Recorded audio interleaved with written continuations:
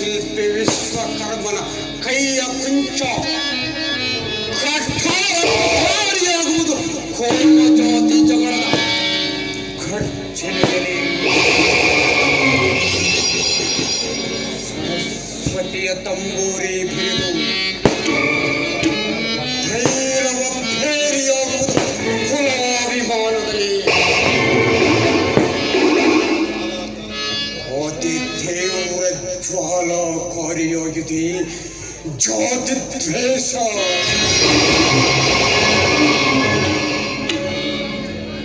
ಇದರದನ್ನು ಕೆಡಿ ಹೊಗೆದು ನಿರ್ಮಿಸುವೆ ಕಾಳನವ ಕಡಲನೆ ಕರುಣಾಶ್ವತ್ಥಾಮರ ಮಧ್ಯದಲ್ಲಿ. ಅಶ್ವತ್ಥಾಮ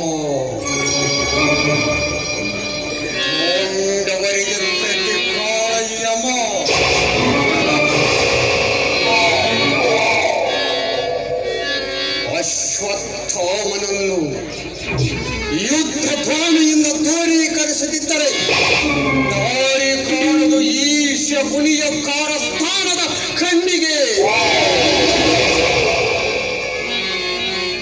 ಹಿಂದು ಒಂದು ಸಿಂಧುವನ್ನು ನುಂಗುವ ಕ್ರಿಯೆಯೇ ಕಾಣುತ್ತದೆ ಅಶ್ವತ್ಥಾಮನು. ಅಶ್ವತ್ಥಾಮ ಅವನೊಂದು ಹುರಿಗಣ್ಣು ಸ್ವರ ಸೇನಾಪತಿ ಷಣ್ಮುಖ ಸ್ವಾಮಿಯ ಕ್ಷಾತ್ರರ ಸಾರವ ತುಂಬಿತು ಕಾಣುತ್ತದೆ ಅಶ್ವತ್ಥಾಮನಿಗೆ.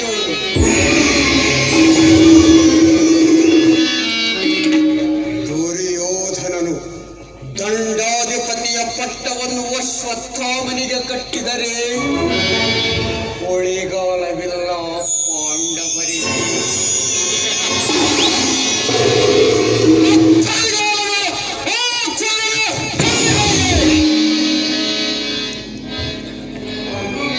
ಆದ್ದರಿಂದ ಓಡಿ ಹೊಡೆಯುವೆ ದುರ್ಯೋಧನನದ ಎರಡು ಬಾಳುಗಳನ್ನು.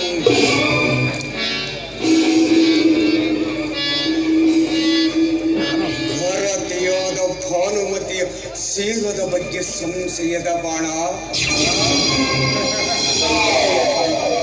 ಇನ್ನೊಂದು ಜಾತಿ ದ್ವೇಷದ ರಾಮಬಾಣ.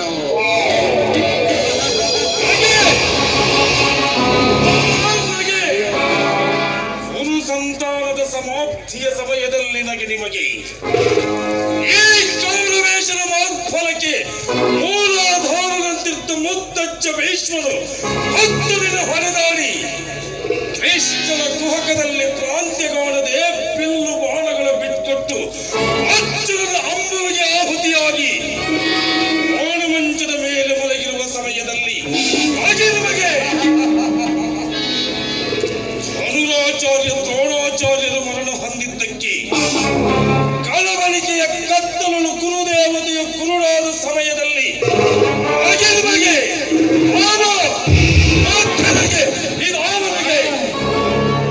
ನನ್ನ ಹಂಚಿಕೆಗಳೆಲ್ಲ ಭಂಜೆಯಾದದಕ್ಕೆ ನಿರಾಸೆಯಲ್ಲಿ ನಗುವ ನಂಜುನಿಗೆ ಸಲ್ಲವಾದ ವೀರರತ್ನಗಳಿಂದ ರಂಜಿತವಾದ ಧೃತರಾಷ್ಟ್ರನ ಸಿಂಹಾಸನಕ್ಕೆ ಸೋಲಿಲ್ಲವೇ ಆ ಕುಂತಿಯ ತುಂಡಿಗಳಿಗೆ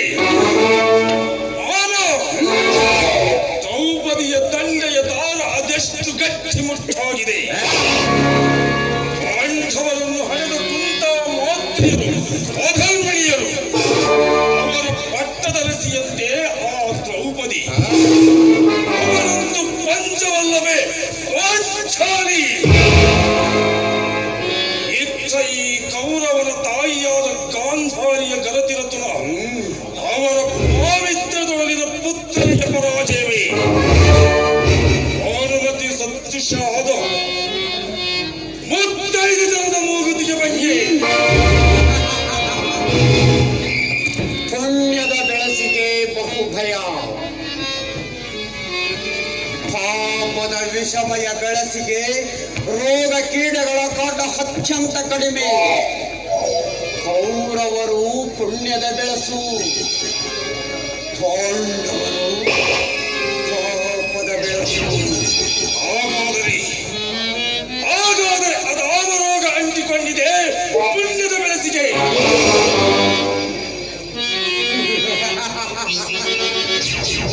ಏನು ಹೇಳಲಿ ಕೌರವೇಶ, ನಾರಿಯ ಅಂತರಂಗ ತಿಳಿದುಕೊಳ್ಳುವ ತಿಳುವಳಿಕೆ ಬೆಳಗಲಿಲ್ಲ ನಿನ್ನ ಬುದ್ಧಿಗೆ.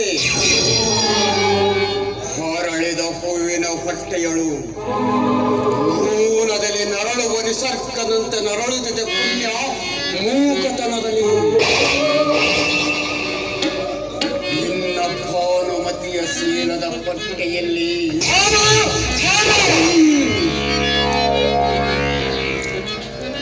ಎಂದು ನಿನ್ನ ಬಿಗಿದಿರ್ತ ಆ ಗಂಧರ್ವನ ಕೋಡಗದ ಕಟ್ಟಿನ ಕಟ್ಟನ್ನು ಅಂದು ಬಿಚ್ಚುವುದಾಗಲಿಲ್ಲ ನಿನ್ನ ಹೆಂಡತಿಯ ಕೈಯಿಂದ. ಕೌರವೇಶ, ಎಲ್ಲಿ ಕಾಮಿನಿಯ ಕಣ್ಣಲ್ಲಿ ಕಾಮ ಕುಣಿದಾಡುವುದೋ ಅಲ್ಲಿ ನಾಚಿ ಬಾರಳು ಜಯಲಕ್ಷ್ಮಿ. ಎಲ್ಲಿ ಸೈರತನ ಸುಳಿವುದೋ ಸುಳಿದಿರುವುದು ಅಲ್ಲಿ ದೊರಕದೆಮಗೆ ಜಯಸಿರಿಯ ದೊರೆತನ. ಕೇರಿಗೆ ಹೊಡೆಯೊಳಗೆ ಹುದುಗಿ ಹುದ ಬೆಳೆಯುವಾಗ ಮುಂದೇನು ಇನ್ನು ನನ್ನ ಸಾಹಸಕ್ಕೆ ಕಣ್ಣಾವುದು. ಕುರು ರಾಜ್ಯದ ದೇವತೆಗೆ ಕಣ್ಣಾದ ನಿನ್ನ ಗತಿ, ನಿನ್ನ ಮತಿ. ನಿನ್ನ ಸಾಹಸಕ್ಕೆ ಕಣ್ಣಾಗಲರಿದೆ ಸಾಗಿ ಬರುವ ಜಯಲಕ್ಷ್ಮಿಗೆ. ತೊಡಕು ಬಡಿದ ಕಸದ ಬಳ್ಳಿ ಕೊಚ್ಚಿ ಹೋಗದೆ ಛಲದಂಕ ಮಲ್ಲನ ಛಲದ ಸೆಳೆವಿರಲಿ. ಬಿಚ್ಚು ಮಾತಿನಲ್ಲಿ ಬಿಚ್ಚಿ ಹೇಳಿದೆ, ಈವರೆಗೂ ಕರುಳಿನಲ್ಲಿ ಹುದುಗಿಕೊಂಡ ವಿಷಯವನ್ನೆಲ್ಲ ಓ ಛಲದಂಕ ಮಲ್ಲ. ನಮ್ಮ ಬಿಸಿ ನೋಟಿದೆನ್ನದೆಯೊಳಗೆ ಬೆಂಕಿ ಮನೆಯಂತಹ ಬೆಂಗಿಡಿಗಳಲ್ಲಿ ತೋರುವೆನು ಭಾನುಮತಿಯ ನೆತ್ತಿಯ ಮೇಲೆ. ಈಗವಳ ಆರಾಧ್ಯ ದೈವ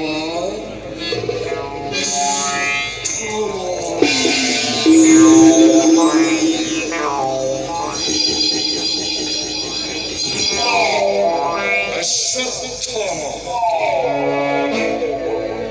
ಅಶ್ವತ್ಥಾಮ ಅಶ್ವತ್ಥಾಮ.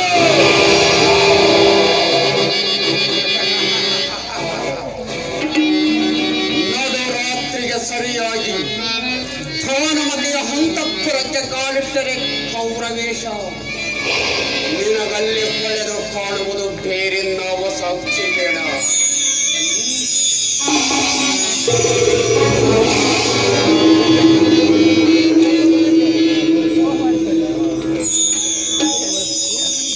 ತಂದೆಯ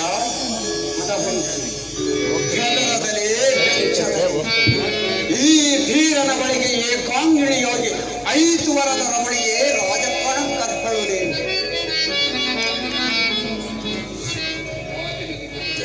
ಮಾತಿನಲ್ಲಿ ಬಹು ಸರಸು. ಆದ್ದರಿಂದ ಈಗ ನನ್ನ ಕಾರ್ಯಕ್ಕೆ ನಿನ್ನನ್ನೇ ಕರೆ ಕಳುಹಿಸಿದೆ. ಹೇಳಿ ಪ್ರಭು, ಅದಾವ ಕಾರ್ಯ? ಬೇಕು ಈ ವನಪು ವಯ್ಯಾರ ಮತ್ತೆ ಶೃಂಗಾರ. ಮದಮಂತಿ ಕಿವ ಮುಂದು ಮಾಡು.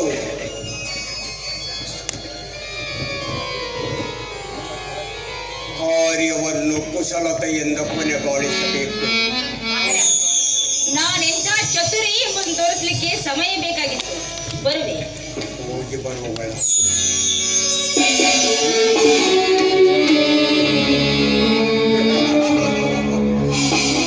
ಈ ಶಕುನಿ ಹೊತ್ತಿಸಿರುವ ಸೇಡಿನುರಿ ಗಾಳಿಯಲ್ಲಿ ತೂಗಲಿರುವುದು ಈ ಜಗದ ಜೋಗ.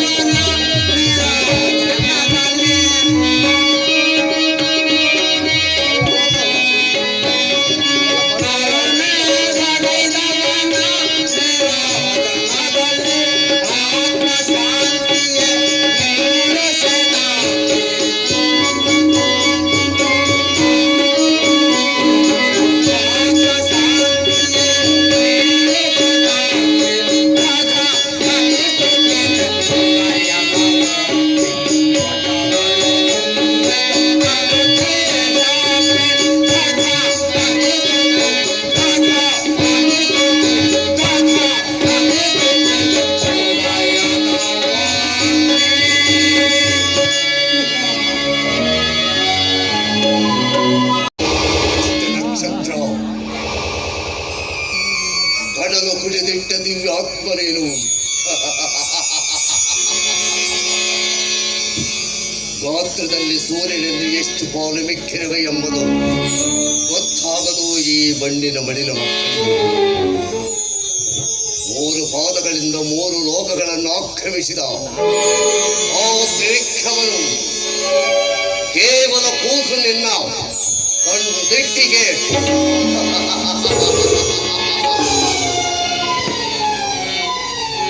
ಓ ಮಹತೋ ಮಹಿಮನೆ, ನಿನ್ನ ಹೆದೆಯೊಳಗೆ ಮನೆಗಿರುವ ಅಗ್ನಿರಸ ಕಡಲನೆ ಕೆರಳಿಸಿ ನನ್ನನ್ನು ಆಶೀರ್ವದಿಸು. ಬಿರುಗಾಳಿಗೆ ಭಯಂಕರವ ಸಮುದ್ರವನ್ನೇ ನಿನ್ನೆದೆಸರಿನಿಂದ ಕೆರಳಿಸಿ ನನ್ನೆದೆಯೊಳು ದುರುಳಿಸು.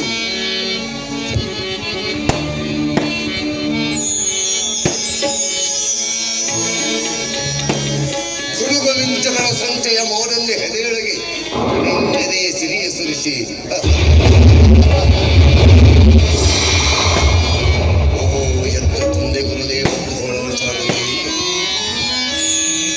ಕಪಟ ಬಲದಿಂದ ನಿನ್ನನ್ನು ಕೊಂದ ಕೌಂತ್ಯರಿಗೆ ನೀರಿನಿಂದ ದುಃಖಾಸಗಳನ್ನು ಅಟ್ಟಿಸವರಲ್ಲದೆ ಬರಿಯ ಕಣ್ಣೀರಿನಿಂದ ದುಃಖಾಸಗಳನ್ನು ಅಟ್ಟಿಸಲಾರೆ.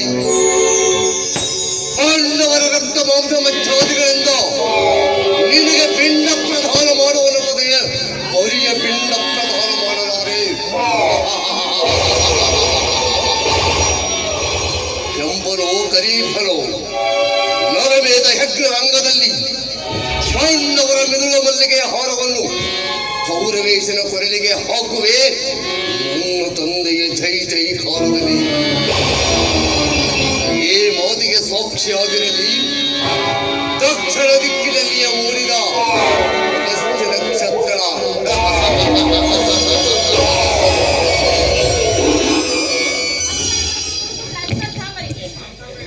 ನೀನಾರಮ್ಮ ಅರಮನೆಯ ದಾಸಿನ ನನ್ನನ್ನು ಕಂಡ ಕಾರಣ ಸಾಮ್ರಾಜ್ಞಿಯು ಭಾನುಮತಿಯನ್ನು ತಮ್ಮ ಬಳಿಯಲ್ಲಿ ಏನೆಂದು?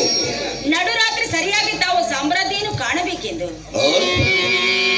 ಅಂತಹುದೇನಮ್ಮ? ಕಾರಣವೇನು ನಾನರಿ ಕರುಣಿಸಿ ಬರಬೇಕೆಂದು ಮತ್ತೊಮ್ಮೆ ಕೇಳಿಕೊಳ್ಳುವೆ. ಕರುಣೆಯ ಮೂರ್ತಿಯಾದ ಕೌರವೇಶನ ಅರಸೆಯ ಕಾಣಬೇಕು. ಸರಿ, ಅಕ್ಕ ನಿಶ್ಚಯಂತೆ ನಡುರಾತ್ರಿಗೆ ಸರಿಯಾಗಿ ಬರುವರೆಂದು ಬೆಸಸು. ಬರುವೆ. ಬರುವವಳಾಗು. ಓ ಮನಸ್ಸೇ, ಮನವ ಧೈಸಲಾರಿದೆ ನಿನಗೆ.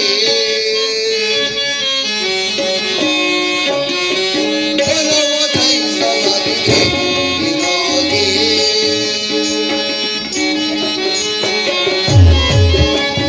ಬರುವೆನಾಸೆ ದೊರೆದ ಮನವೊಮ್ಮೆಗೆ. ಬರುವೆನಾಸೆ ದೊರೆದ ಮನವೊಮ್ಮೆ. ಬಹುದಿನ ಜಯ ಕಂಡು ಅಂದು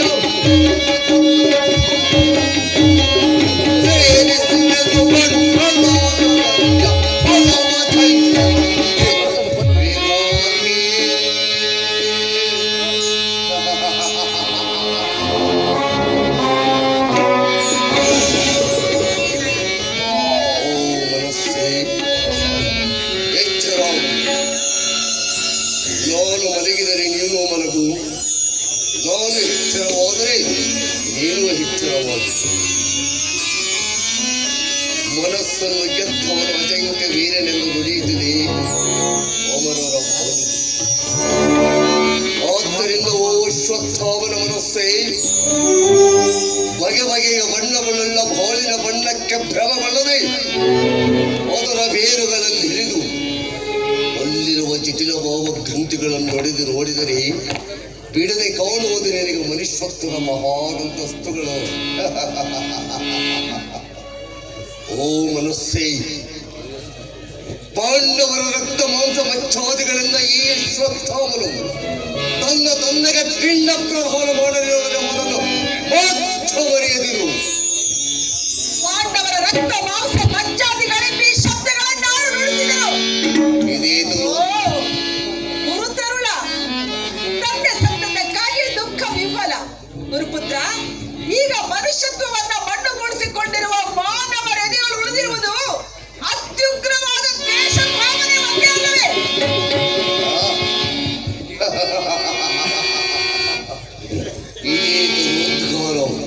ಪಾಂಡವರ ಪಟ್ಟದರ್ಶಿಯೇ, ನಿನ್ನಣ್ಣನು ನನ್ನ ತಂದೆಯ ಕತ್ತನ್ನು ಕೋದಿರುವಾಗ ದ್ವೇಷವನ್ನು ಬದಿಗಿರಿಸಿ ನಾನು ನಿನ್ನೊಡನೆ ಶಾಂತಿಯಿಂದಲೂ ಧರ್ಮದಿಂದಲೂ ಮಾತನಾಡುತ್ತಿರುವೆ. ಅಂದ ಬಳಿಕ ಸಮಸ್ತರು ಮನುಷ್ಯತ್ವವನ್ನು ಕಳೆದುಕೊಂಡಿರುವರೇ?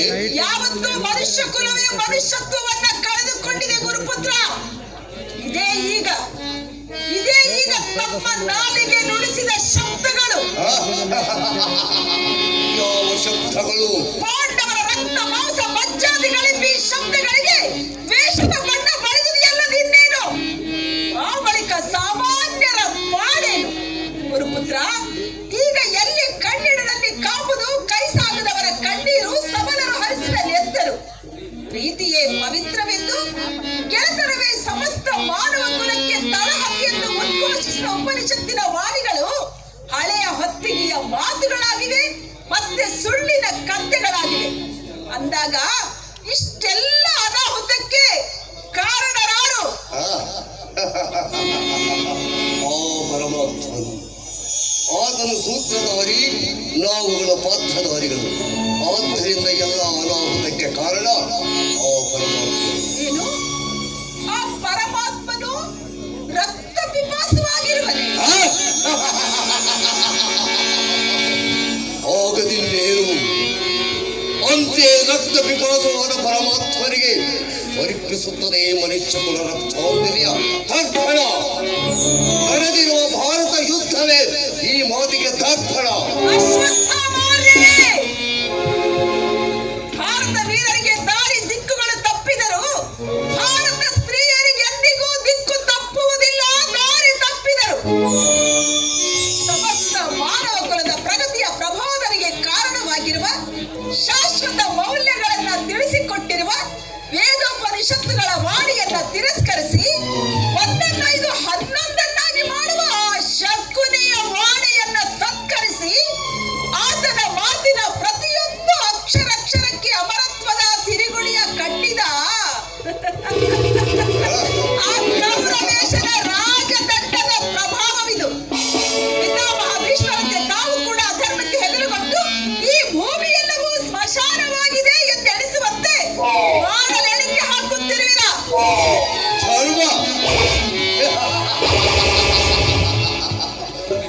ಧರ್ಮ ಯುದ್ಧದಲ್ಲಿ ಅಧರ್ಮದ ರಾಜನೀತಿಗೆ ಹೆಗಲು ಕೊಟ್ಟವರಾರು.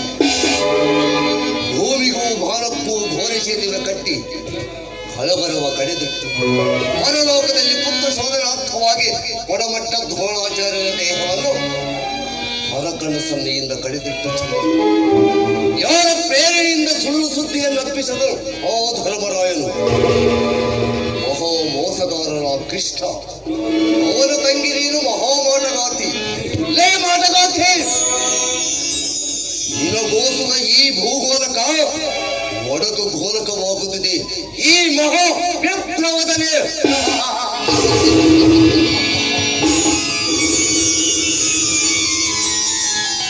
ಈ ಭೂಗೋಲಕ ಒಡಕ ಗೋಲಕವಾಗಲಿ, ಭಾರತಿ ಗರತಿ ಎನ್ನುವ ಪುಣ್ಯ ಕೋಟಿಯ ಕೂಗು ಮುಗಿಲು ಮುಟ್ಟಲಿ, ಸೃಷ್ಟಿಯ ಹಿರಣ್ಯ ಗರ್ಭವೇ ತಲ್ಲಣಿಸುವಂತೆ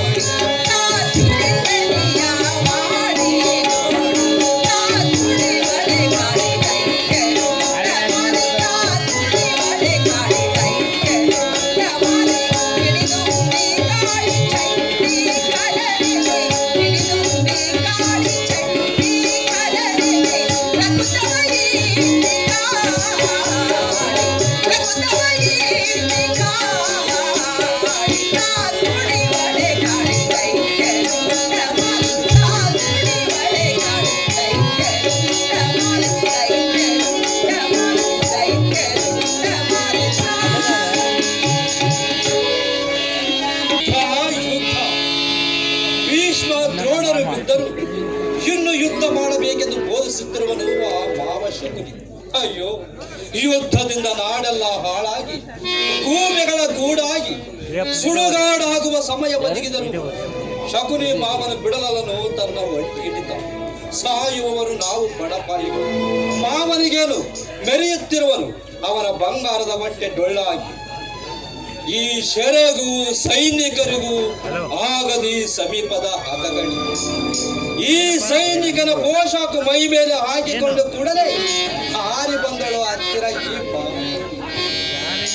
ಖಡ್ಗವನ್ನು ಕಾಣುತ್ತಲೇ ಕೈ ಕಾಲುಗಳನ್ನು ಕಳೆದುಕೊಳ್ಳುವ ಈ ಲವಲಿ ಪಕ್ಕದ ಮೈಗೆರಿಸಿದ ಬಿಳಿಯ ಬಣ್ಣದ ಪಾಂಡವರ ಸೈನಿಕ ಪೋಷಾಕದಂತೆ ಕೌರವರ ಸೈನಿಕ ಪೋಷಾಕು ಕರೆ ಗೂಢಾಚಾರನ ಕೆಲಸವಂತೆ ಅದಕ್ಕಾಗಿ ಪೋಷಾಕದಲ್ಲೂ ಅದಲು ಮುಂದೆ ಕಟ್ಟಿದೆ ಕೈಗೆ ಮೊದಲು. ಪಾಂಡವರ ಸೈನ್ಯಕ್ಕೆ ಗಂಟು ಬಿದ್ದು ಇವರು ಬೆಟ್ಟಿ ಇವರ